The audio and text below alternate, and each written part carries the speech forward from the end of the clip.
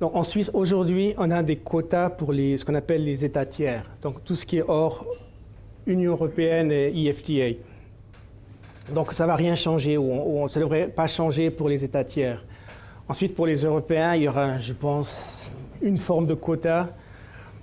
Et ça risque d'être peut-être pas, c'est en tout cas une barrière administrative qui est malvenue. Mais dans la promotion économique, on va chercher vraiment le but de la promotion économique, si elle est bien faite, c'est d'aller vraiment choisir des sociétés spécialement intéressantes, sélectionnées.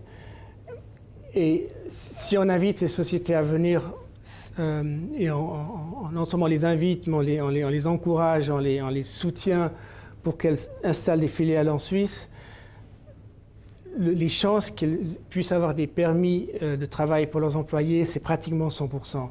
D'après la loi, en principe, s'il y a des quotas pour les Européens, les quotas devraient être tels que ça n'entrave pas les besoins des entreprises.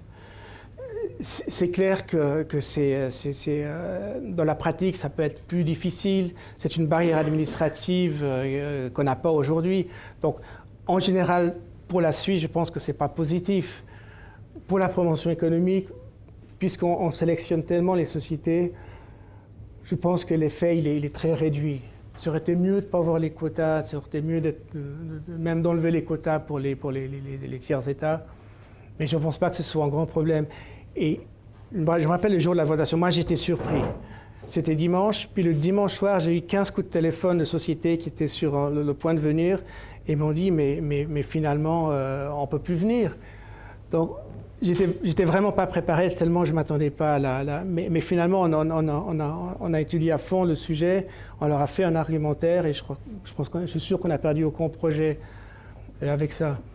Bon, surtout que c'était il y a 2 ans, donc il n'y avait pas de raison il n'y avait aucune raison de s'inquiéter à l'avance. Qu'est-ce qu'on peut améliorer d'autre dans la promotion économique suisse? Je pense que dans les promotions économiques, dans le monde entier, il y a, à mon avis, le fait que ce soit étatique, je crois que c'est presque toujours étatique, ça rend la chose assez compliquée. Dans le sens qu'il y a une différence entre la valeur ajoutée économique et politique, qu'il y a énormément de gens qui sont impliqués autant dans les grandes décisions que dans l'opération. C'est le cas dans tous les pays du monde. Peut-être au niveau suisse, on a un problème supplémentaire, c'est qu'on a 26 cantons qui sont indépendants. Par exemple, en Autriche, je ne me rappelle plus, je crois qu'il y a 5-6 régions. En Allemagne, il y a peut-être, je crois qu'il y aura une quinzaine de Bundesländer, mais certains ne sont pas intéressés à la promotion économique, donc finalement, il y a un nombre relativement réduit. En Suisse, on a 26 cantons indépendants. Ils veulent tous ou presque tous avoir des sociétés. Et si je prends un exemple de la promotion économique au niveau fédéral, parce qu'au niveau fédéral, il y a aussi une promotion économique, ils ont engagé récemment, il y a 2-3 ans, un certain nombre de personnes qui vont voir des sociétés. Donc, ils vont voir une société, par exemple en Chine. Ils vont parler avec quelqu'un qui n'est pas forcément un décideur. Et lui demander, voilà, moi je suis un fonctionnaire de la Confédération, je représente la Suisse. Est-ce que vous êtes intéressé par avoir une filiale en Suisse? La personne, presque par politesse, elle répond, oui, pourquoi pas, on va considérer. Donc, il fait une description de projet de 4 pages. Puis il va envoyer cette description de projet à 26 cantons, plus les régions, plus les intercantonales comme le GGBA. S'il y a un projet, dans la majorité des cas, nous on le connaissait déjà, donc on n'était pas du tout content de voir ce projet tout à coup partagé avec tous nos concurrents nationaux. Et puis, si la société est intéressante, les 26 cantons, ils ont tous des dossiers qui sont standards, qui sont déjà prêts, qui ont à peu près 100 pages. Donc peut-être il y a 15 cantons, peut-être 20 cantons qui vont envoyer un dossier à cette pauvre personne en Chine qui n'avait peut-être même pas de projet, et probablement qui n'avait même pas de projet. Et de toute façon, ce n'est pas lui le décideur. Il faudra monter 5 étages plus haut pour si on veut vraiment attirer la société.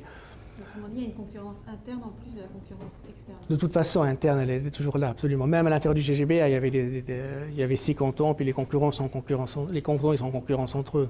Donc il faudrait centraliser la promotion économique. Je pense qu'au niveau fédéral, le fait d'envoyer un dossier à 26 cantons, opérationnellement, c'est extrêmement inefficace. C'est infiniment inefficace. C'est difficile d'expliquer ça parce que vous devez l'expliquer à 240 parlementaires qui sont eux qui décident finalement d'allouer un budget à la Confédération. Et vous devez l'expliquer à 26 conseillers d'État en charge de l'économie. Donc c'est extrêmement compliqué. Vous devriez pratiquement faire du lobby toute l'année pour leur expliquer que c'est pas efficace. Ensuite, moi je pense que le faire au niveau des régions ou de l'intercantonal, je considère que c'est une bonne stratégie. De ne pas avoir des personnes, des fonctionnaires fédéraux qui vont voir des sociétés et les envoient à 26 cantons, mais de plutôt avoir des groupements de régions, comme le GGBA, le Greater Zurich Area, Basel Area, qui vont voir des sociétés. Et parce que c'est assez facile de répartir les sociétés dans 6 cantons. Les répartir dans 26 cantons, c'est extrêmement difficile.